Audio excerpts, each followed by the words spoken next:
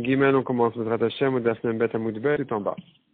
Shomer Chinam El Mishba, on a vu dans la Mishnah qu'il y a 4 choses sur lesquelles on n'a pas de shvoua, on ne jure pas sur ces choses-là, qui sont les esclaves, les terrains, les shtarot et le Ekdesh. Sur ces choses-là non plus, dit la Mishnah, un gardien gratuit n'a pas à jurer, c'est-à-dire que si on lui a volé un objet, eh bien, si cet objet-là, il est dans s'il s'agit on lui a volé, on lui a demandé de garder un esclave, et que l'esclave a été volé ou il est mort, ou bien il devait garder un terrain et il y a eu un problème sur le terrain, ou bien un shtar ou du ekdesh, alors que généralement, le gardien gratuit doit jurer qu'il n'est pas fautif, qu'il a gardé correctement, que c'est pas lui qui l'a volé ou quoi, sur ce qui s'est passé, eh bien, ici, il n'aura pas à jurer sur ces choses-là. La Gemara dit d'où on apprend ça, Menan et Milé, d'où on apprend ces choses-là, des Tanoura Banan. Le passage dit Kitani Shalreu Klal. À nouveau, on arrive ici à la même dracha, une dracha de Klal ou pas tout Klal. La Torah dit Kitani Shalreu, si un homme donne à son ami, Klal, ici la Torah a donné une généralité, tout ce qui lui aurait confié, toute chose qu'un homme a confiée à son ami, va le mener à un chiyuv shvoua en cas de ones. Il devra jurer qu'il s'est passé un ones et que donc il n'est pas tout. La Torah ensuite rentre dans le détail, kesef okelim, de l'argent ou des objets, prat, c'est un détail. Lishmor, à garder, chazar vekalal. À nouveau la Torah elle a remis ça en klal. Puisque à garder, tu entends par là, n'importe quelle chose qu'il pourrait garder est inclus ici. Donc la Torah a commencé par un klal, ensuite elle est passée à un prat, à un détail, et elle est revenue à un klal. Donc klal ou prat ou klal, et atadan et la prat. Eh bien, qu'est-ce qu'on va prendre de là? Le système de dracha qu'on fait dans ce genre de cas, c'est qu'on va inclure tout ce qui ressemble au détail. Ma prat le forage d'avar mitatel vegoufo mamon. De même que le détail, qui sont kesef okelim, l'argent ou des objets, c'est quelque chose qui est mobile et qui a lui-même une valeur d'argent. Afkol d'avar mitatel vegoufo mamon. De même, toute autre chose qui est mobile et qui a une valeur d'argent, eh bien, on jure dessus. Le gardien gratuit va jurer dessus en cas de honest. Il y a tout karkaot shel mitaltelin. Tu exclus de là les terrains qui ne sont pas mobiles. Il y a tout avadim shukshi les karkaot. Tu exclus les esclaves qui ont été comparés dans les psukim au terrain. Il y a tout shtarot. Tu exclus de là les shtarot aussi. Shafalpi shem metaltelin. En gufan mamon. Que malgré qu'ils sont mobiles, mais ils n'ont pas de valeur en eux-mêmes. Un shtar, c'est un bout de papier. C'est pas lui qui vaut quelque chose. Et donc, ils ne ressemblent pas aux détails de l'argent et des kelim. Hekdesh, d'où je sais d'exclure ici aussi le Hekdesh, parce que c'est écrit Re'euktiv, un homme qui a confié à son ami, pas au Hekdesh. Donc, pour le Hekdesh, on ne jure pas. De même, si c'est un gardien payé, il ne fera pas tour de payer dans un cas où on lui a volé, ou bien ça s'est perdu. Dans un cas où, en général, il doit payer, ici, il ne paye pas. Donc, il s'agit de Gneva Vaveda. Dans un cas de vol ou de perte, alors qu'en général, le gardien payé en est responsable, ici, il n'est pas tour. Menalan dont c'est ça, des Tanoura Banan, à nouveau une braïta qui se base sur le pasuk à faire dessus la dracha comme on a vu. Kiiten Michel Reou, c'est un autre pasuk cette fois-ci concernant le gardien payé. Un homme qui a donné à son ami, Klal. Il a donné n'importe quoi. Donc, Klal, on a tout rentré dans ce Klal-là. Chamor, Oshor, Ose. La Torah détaille ensuite un âne, un taureau ou un agneau. Prat, c'est un détail. Mechol Bema Lishmor, ou bien toute Bema à garder, tout animal à garder.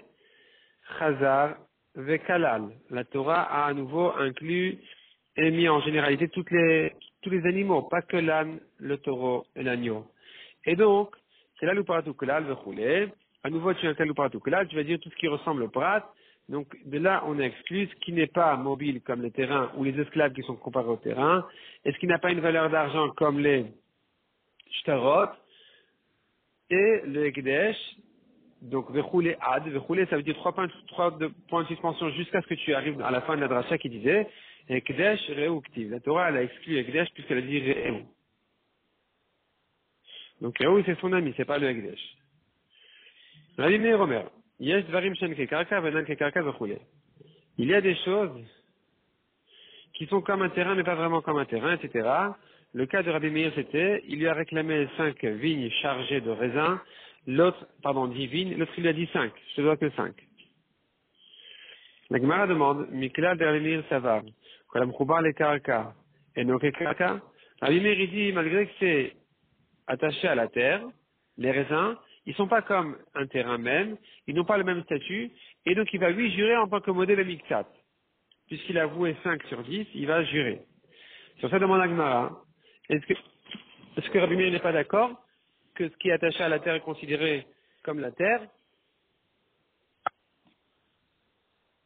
La Gemara demande, donc si c'est comme ça, Miklal de Rabbi Meir, ça va, est-ce que Rabbi Meir il pense qu'on a m'koubar les kaka et no kekaraka, que même si c'est attaché à la terre, c'est pas considéré comme un terrain et donc il peut lui jurer dessus?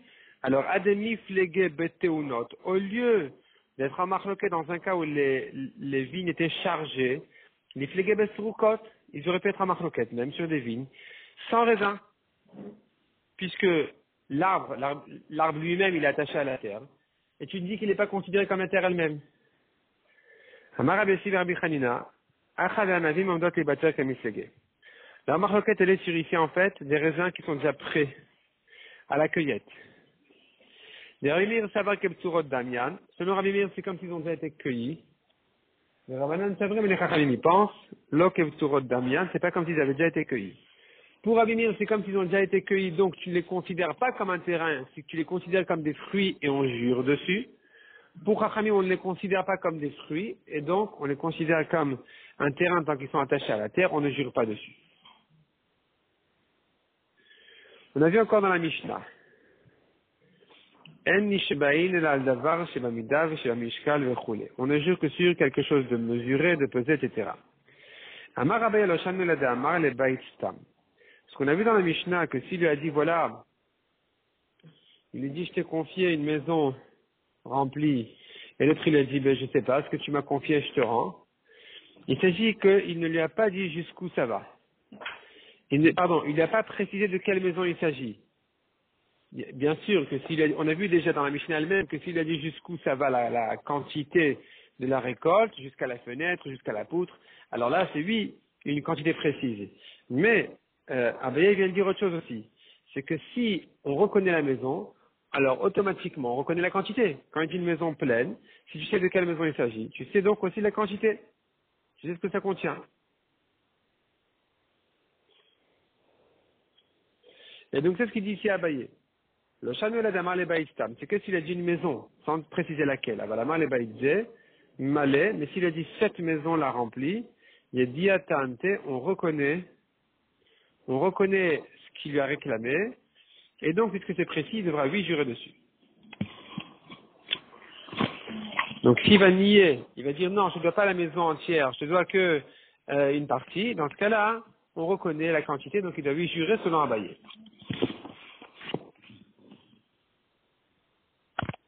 Amar le Rava Yachi, Rava demande à Abaye, si c'est comme ça, à des Tanisef, au lieu d'enseigner dans la suite de la Mishnah, Zeomer Adaziz et Zeomer Adachalon, lui il réclame, il dit c'était rempli jusqu'à la poutre.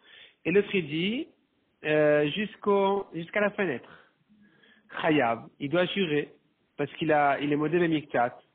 L'iflok velitne bedida, le Mishnah aurait dû distinguer dans le même cas, et dire, Medvarim Amorim, quand est-ce que je dis que quand il a réclamé une maison remplie, et que l'autre a dit, je sais pas, je te rendu ce que tu m'as donné, qu'il n'est pas tour, mais bait malé, que quand il n'a pas précisé de quelle maison il s'agit, il a dit uniquement une maison remplie, et donc, puisqu'il n'a pas donné de mesure, c'est là on dit qu'il n'est pas tour.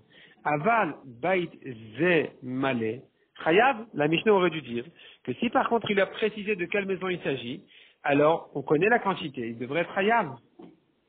C'est une objection sur Abaye qui voulait dire que dans ce cas-là, il est chayav. Du fait que la Mishnah n'a pas cité ce cas-là, on comprend qu'il n'est pas tour. Et là, Rava donc n'est pas d'accord avec Abaye, et il dit, Léolam no chayav, il n'est chayav que s'il lui a précisé la quantité,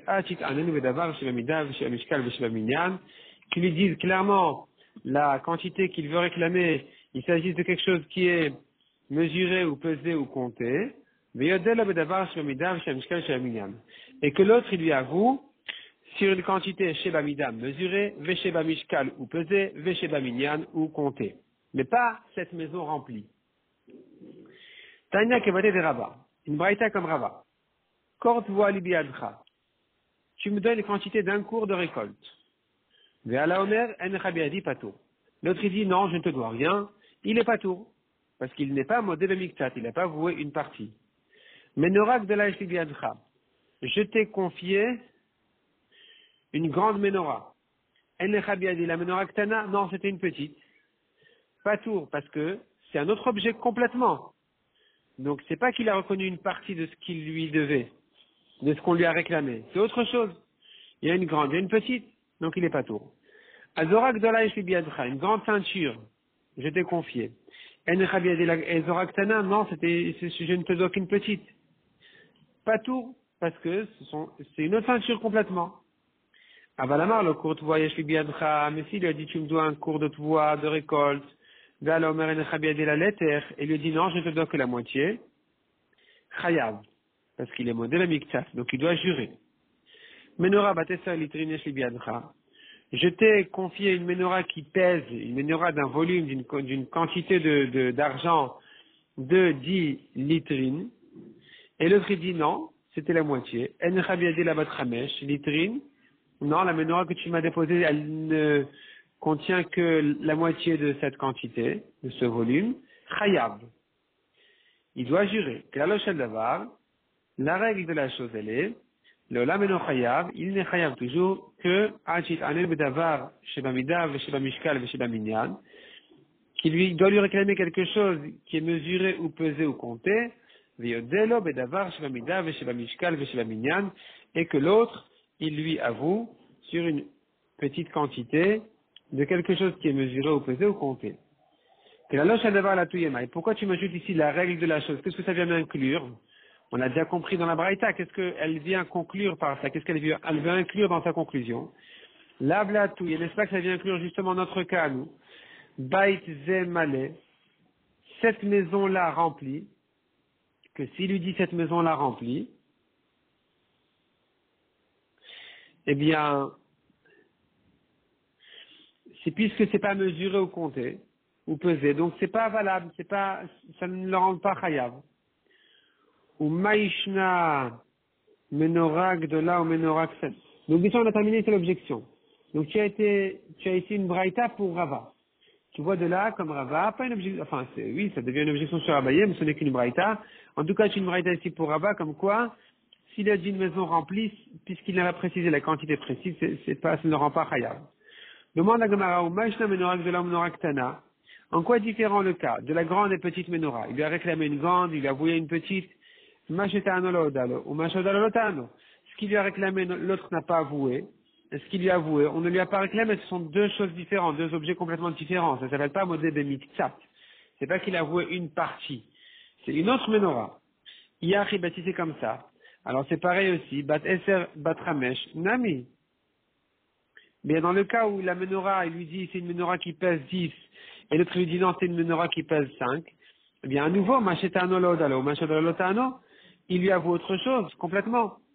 Amar Rabbi Shmuel bar Rabbi Yitzchak, hacha de menorah shel chuliot askinan. Il s'agit que c'est une menorah qui est faite qui est composée de plusieurs pièces.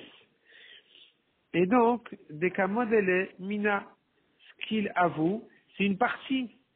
Ça veut dire, elle n'était pas aussi grande que ça.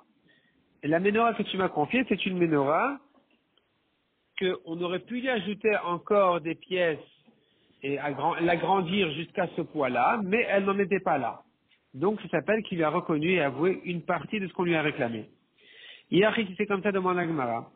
Alors, Azora naminitne. On devrait aussi mentionner le cas de la ceinture. Velouk me bedelaïfe.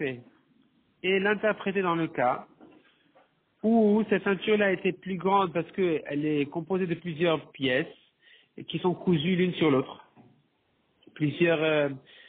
On peut agrandir la ceinture en cousant encore et encore. Et l'autre, quand il a voué une partie, il est modèle mixat. Et la delaïf est l'octané. Donc tu vois qu'on n'a pas cité ici quelque chose qui s'agrandit en attachant encore une partie. Donc pareil pour la menorah, c'est pas de ça qu'il s'agit.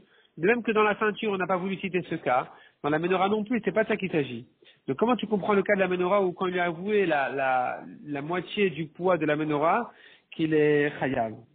Et là, Marabi Babar Shani Menora. C'est différent le cas de la Menora, où il viachol les gorera ou la amidal chamesh litrine, puisqu'il peut l'éplucher, la gratter. Et donc, une Menora de 10 litres, de 10 litrines, il peut la rapetissir jusqu'à 5 litrines. C'est là où on appelle, donc, modèle miktat.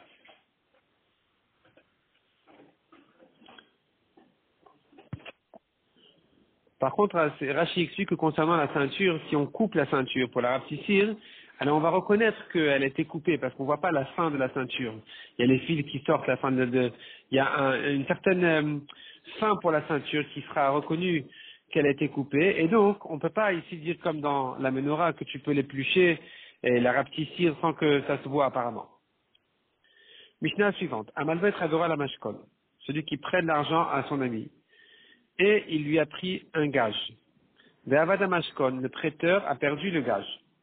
À Marlo, le prêteur dit à l'emprunteur, Sela il viticha alav, je t'ai prêté un Sela pour ce gage. Sur ce gage-là que tu m'as confié, je t'avais prêté un Sela. Veshekel ayashave. Or le gage ne valait qu'un shekel qui est la moitié d'un Sela. Ve'ala omer, l'emprunteur lui répond, Lo, non, c'est faux ce que tu dis, qui est la Sela il vitani alav.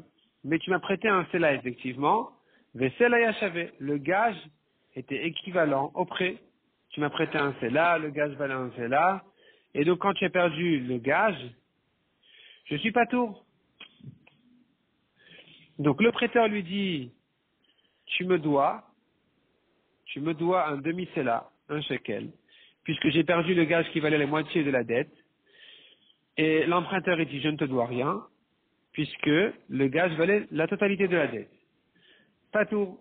Ici, c'est un kofer bakol. L'emprunteur a nié toute la dette, donc il n'est pas tour de chevois. C'est pas un modèle de miktat. Deuxième cas, c'est la lviticha la veshekel et achevé. Le prêteur, toujours celui qui parle, il dit, je t'ai prêté un Sela.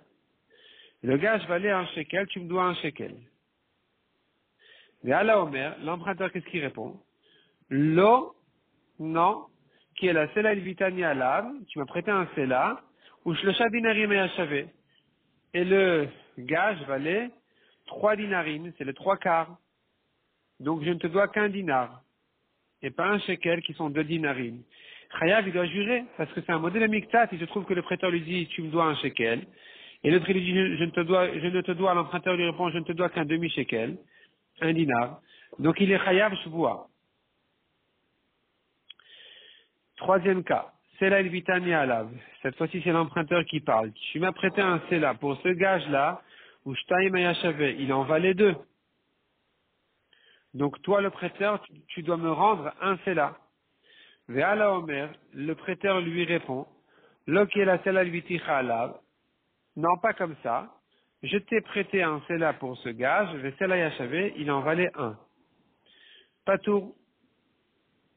Il est pas tour, le prêteur est pas tour de chevois parce qu'il est kofer à kol.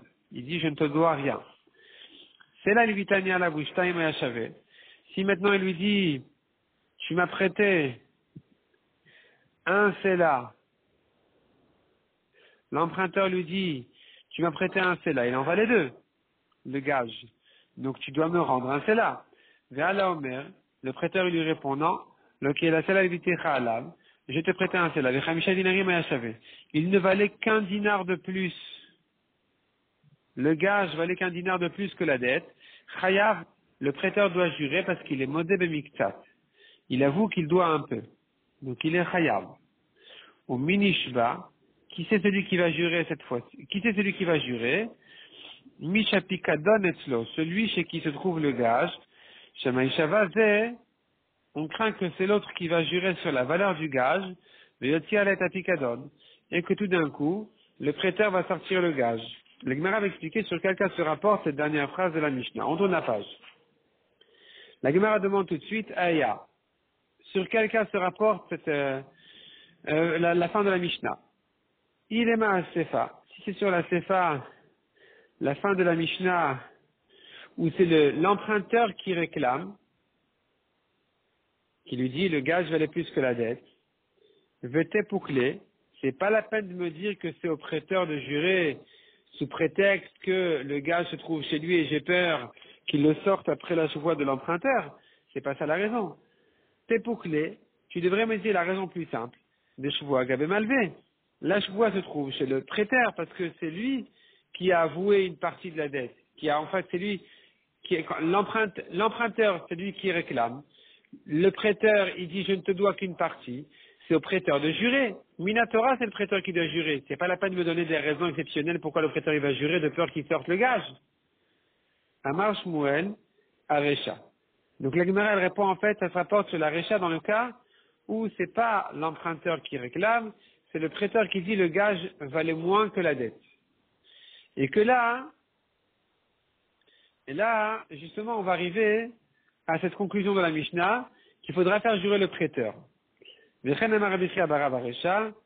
ainsi a dit Rabbi Chia Barav, ça se rapporte sur la Recha de la Mishnah, le début, et ainsi a dit Rabbi Yochanan sur le début de la Mishnah. Maï Recha, c'est quoi le début de la Mishnah? C'est pas de Recha. C'est le deuxième cas. Donc, c'est la fin de la Recha. La Recha, c'est les deux premiers cas où le prêteur réclame. Et la Sefa, c'est les deux derniers cas de la Mishnah où c'est l'emprunteur qui réclame. Dans les deux premiers cas de la Mishnah, le prêteur y réclame. Dans le premier de ces deux cas-là, l'emprunteur a tout nié, il est pas tout. Dans le deuxième, il n'a pas tout nié, il a dit ça valait les 3/4 de la dette. Le gage que tu m'as perdu, tu as perdu, il valait les 3/4 de la dette. Donc je ne te dois plus qu'un quart. Alors que le prêteur lui dit non, il ne valait que la moitié, tu me dois la moitié. Ça c'est Sefa de Recha, la Gemara ramène le cas. Sela il viticha la veshekal yashave. Je t'ai prêté un sela, il ne valait qu'un shekel, va la omer. Et l'autre il dit, lo qui est la sela il vitani alav, ou shlosha dinarin yashave. Tu m'as prêté un sela alors que le gage il valait 3/4 d'un sela, je ne te dois qu'un dinar. Un quart de sela. Chayav, il doit jurer. Deshuvoa gabelovei. Minatora, qui c'est qui doit jurer ici? C'est l'emprunteur, c'est lui qui est modèle mixat. C'est lui qui dit, je ne te dois pas un shekel comme ce que tu me dis, je ne te dois qu'un demi-shekel, un dinar. Veshakloa Rabbanan mi lové, les Chachamim ont retiré la chevoie du lové, de l'emprunteur. Veshadua a malvé, ils l'ont imposé sur le prêteur, parce qu'ils craignent que l'emprunteur va jurer sur la valeur du gage,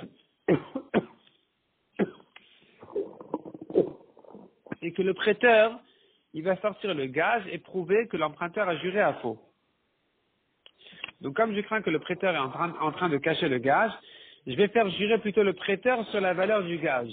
Jure toi prêteur que le gage ne vaut qu'un shekel et l'emprunteur va te payer un shekel. La Gemara dit Ve'ashta la Ravashi.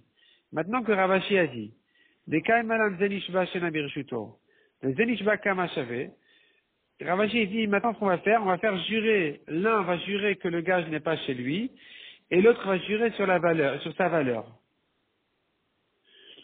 Donc ici, quel est le problème de faire jurer l'emprunteur?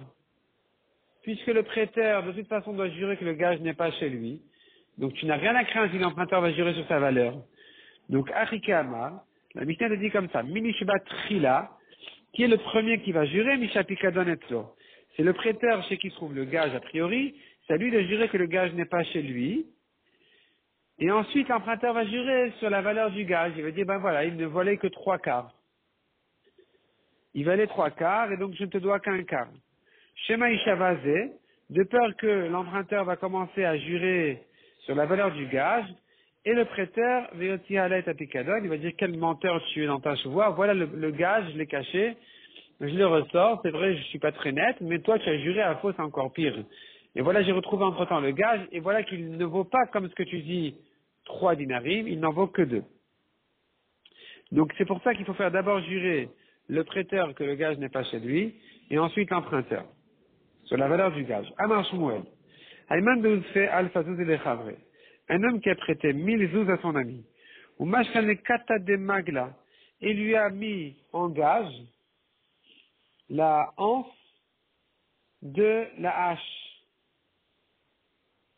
Avad kata de magla, avad alfazouzé. Si le prêteur a perdu la anse de la hache, il a perdu les 1000 zouz, malgré que la anse de la hache ne vaut presque rien par rapport aux 1012, mais puisque c'est ça ce qu'il a déposé comme gage, donc c'est comme s'ils avaient conclu entre eux que c'est équivalent au gage, que c'est équivalent à la dette.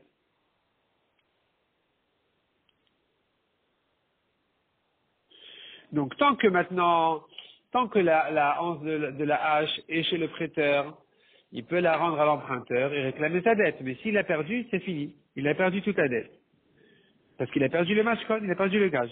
Aval tarte katatelo. Mais s'il y avait deux anses de hache qu'il lui a confiées, en gage, en échange du prêt de 1000 zouz, s'il en a perdu une, c'est pas pour autant qu'il aura perdu la moitié de la dette.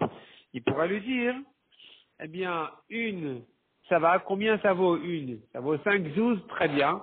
Rends-moi maintenant 995 zouz. Et je te rends la deuxième. Rav Nachman dit non, afilu tarte katate. Même s'il lui a confié deux, il lui a donné en gage deux. Avad Chada, Avad Chamesh Mea, Avad Idach, Avad Koulé. Il a perdu une, il a perdu 500, il a perdu l'autre, il a tout perdu. C'est-à-dire que quand il lui a confié maintenant deux pièces, je considère que chacune est équivalente dans leur accord à la moitié de la dette. Aval Katavenas Chalo. Mais s'il lui a confié une anse de hache qui n'a presque pas de valeur et un lingot d'argent qui a quand même une certaine valeur, alors ici, s'il a perdu le lingot d'argent, on va dire que le lingot d'argent, certainement, il avait l'intention de le calculer à sa vraie valeur. Et donc, si maintenant le prêteur a perdu le lingot d'argent, alors on va dire combien il vaut. Il vaut, disons, 112. Prends la anse de la hache et rends-moi 912 qui me manque. Nerde et Amre, les Chachamim de Nerde disent, Afilu katavenasra, même s'il a confié une anse de hache et un lingot d'argent, Avad Nasra, Avad Palga, Avad Kata, Avad Koulé. Il a déposé deux pièces, qui sont un lingot d'argent et une anse de hache. On considère que chacune pour la moitié de la dette. Donc s'il a perdu l'un ou l'autre, il a perdu 500. Il a perdu le deuxième aussi, il a tout perdu. Na, la Gemara ramène une preuve de la Mishnah. C'est la Leviticha Alav. Je t'ai prêté un sela sur ce mashkon. Et ce mashkon, ce gage-là, ne valait que la moitié. Mais à la Omer, et l'emprunteur, il lui dit, l'eau qui est la sela Levitani Alav, ou Shechet Dinarina Yashavé. Il ne valait pas la moitié de la dette, il valait les trois quarts. Chayav, il doit jurer. Les malais, il devrait lui dire, l'emprunteur devrait dire au prêteur, quelle importance combien vaut le gage? Qu'il vaille la moitié ou les trois quarts? Hakabilte, quand tu as reçu ce gage-là, tu considères qu'à tes yeux, il est équivalent à la dette, et que donc maintenant, si tu l'as perdu, tu as perdu toute la somme. C'est pas mieux qu'une anse de hache. Répond la Gemara, matnitin bede parish. Notre Mishnah parle d'un cas où ils se sont mis d'accord clairement que le gage n'est sous la responsabilité du prêteur que jusqu'à sa valeur et pas plus. Et donc si maintenant il a perdu le gage, il faut absolument savoir quelle était sa valeur. Shmuel bedelo parish. Mais le cas de Shmuel, c'est un cas où ils n'ont pas mis un accord clair. Il a simplement déposé un petit objet en tant que mashkon, en tant que gage. Et donc là, on considère que ça a été donné en échange de la dette. Et sur ça, effectivement, on va dire que s'il a perdu, il a perdu tout son argent, toute la dette. Donc, en fait, la Mishnah te parle d'un cas où il a précisé, voilà, je te donne ce mashkon, mais il lui dit, voilà, donne-moi ce mashkon, mais si je l'ai perdu, tu me compléteras le reste. Donc, je suis pas plus responsable que sa valeur. Mais s'ils ne sont pas mis d'accord clairement, c'est sur ça que Shmuel a dit, dès qu'il a perdu le mashkon, il a tout perdu.